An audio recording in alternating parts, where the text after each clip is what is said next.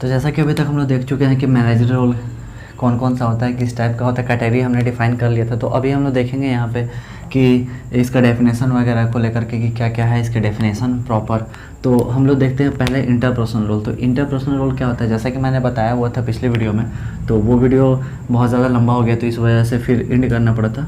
तो यहाँ पे हम लोग क्या देखते हैं कि इंटरपर्सनल रोल, तो इसमें क्या होता है कि बिहेवियर एंड रिस्पॉन्सिबिलिटीज़ की हम लोग बात करते हैं।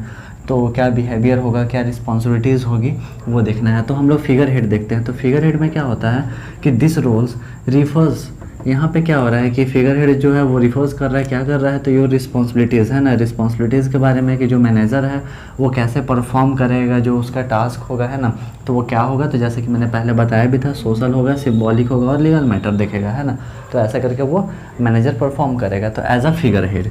इसके बाद हम लोग देखेंगे कि इन दिस सिचुएशन, इस सिचुएशन में क्या हो रहा है कि you are not making decision, आप डिसीजन नहीं ले सकते हैं, आप एज अ फिगर हेड आप डिसीजन नहीं ले सकते, बट आप क्या करेंगे यहाँ पे कि serving as a representative of the organisation. तो आप रिप्रेजेंट करेंगे, ठीक है, हर जगह हमें रिप्रेजेंट करना है, तो रिप्रेजेंट आप करोगे, लेकिन आप क्या करोगे कि डिसीजन यहाँ पे नहीं ले सकते हो, वो हम लोग डिसीजन रोल में देखते हैं, है ना।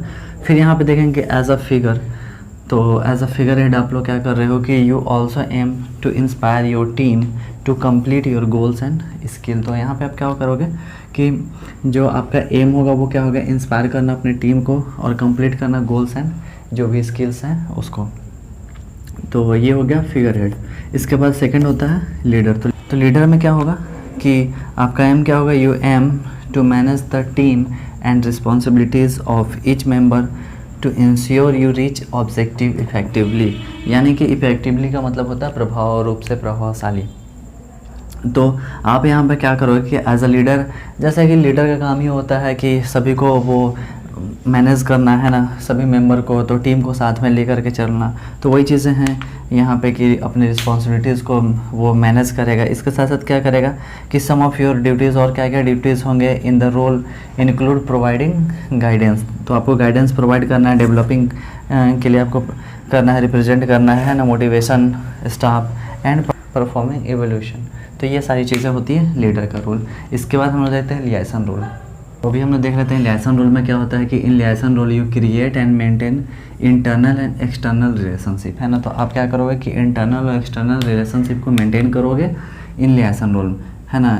यू नेक्स्ट पॉइंट क्या है कि you serve as a connection, आप क्या करोगे, सर्व करोगे connection between different groups of people to ensure work run smoothly. यानी कि मेन काम आपका वही होगा कि आप मेंटेन करके चलोगे, अपने रिलेशन को बिल्ड करोगे कि इंटरनल और एक्सटर्नल जो भी रिलेशनशिप है अदर ग्रुप से, इन सभी चीज़ों को, ताकि हमारा जो काम है वो स्मूथली रन कर सके। तो ये हो गया लियासन रोल। इस तो इन्फॉर्मेशन रोल हम लोग देख रहे हैं। तो इन्फॉर्मेशन रोल में काम क्या होगा कि इसका जो भी इन्फॉर्मेशन वगैरह होगा वो क्या करेगा कि अपने ऑर्गेनाइजेशन को में रिसीव करेगा या फिर शेयर करेगा अपने एम्प्लॉय तक में। तो वो हो गया इन्फॉर्मेशन रोल या फिर ऑर्गेनाइजेशन में।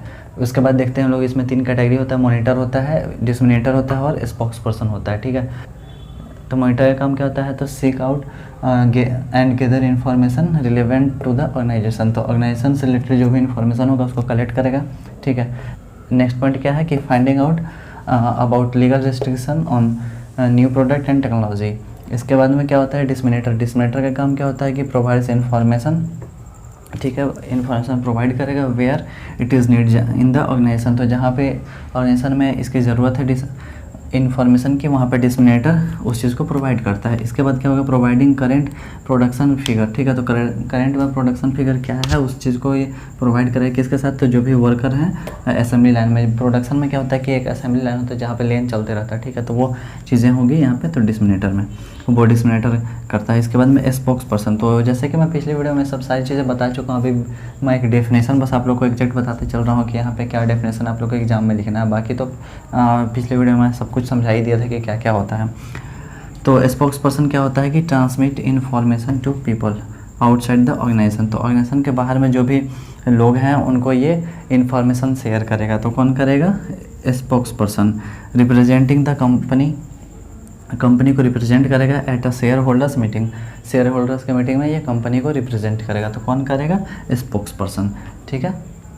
ठीक है। तो अब हम लोग देखते हैं यहाँ पे डिसीजनल रोल नेक्स्ट है हमारा। तो डिसीजनल रोल में नाम से ही पता चल रहा है कि डिसीजन की बातें कर रहे हैं, तो किस टाइप से होगा। तो इसमें भी इसमें 4 कैटेगरी हो जाते हैं। एंटरप्रेन्योर हो जाता है, न्यू टेक्नोलॉजी एंटरप्रेन्योर हो जाता है, इसके साथ साथ फिर डिस्टर्बेंस हैंडलर हो जाता है, रिसोर्स एलोकेटर हो जाता है और नेगोशिएटर हो जाता है। ठीक है। तो अब देखते हैं एंटरप्रेन्योर क्या है। तो एंटरप्रेन्योर क्या करेगा कि research out new opportunities and initiate change. तो ये नए टेक्नोलॉजी को, नए अपॉर्चुनिटीज़ को ये देखेगा, अगर मिलता है ऐसा कुछ तो उससे क्या करेगा, तुरंत इनिशिएट चेंज करेगा। इसके बाद में हम लोग देखते हैं कि implementing a new production process. तो नया प्रोडक्शन प्रोसेस ये इम्प्लीमेंट करेगा यूजिंग न्यू टेक्नोलॉजी। तो नया टेक्नोलॉजी से अगर नया कोई प्रोडक्शन हो रहा है तो उन चीज़ों को कौन करेगा, तो ये एंटरप्रेन्योर करेगा। नए आइडियाज़ आएंगे तो वो सारी चीज़ें को।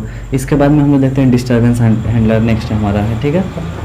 तो डिस्टर्बेंस हैंडलर का काम क्या है कि डिस्टर्बेंस को हैंडल करना, नाम से पता चल रहा है। तो किस तरह के डिस्टर्बेंस को, तो अनएक्सपेक्टेड कुछ चीज़ें हो जा रही हैं, इवेंट है या फिर सपोज मान लो कि कुछ क्राइसिस वगैरह हैं, तो उस चीज़ों को ये हैंडल करेगा। तो handle unexpected event and crisis.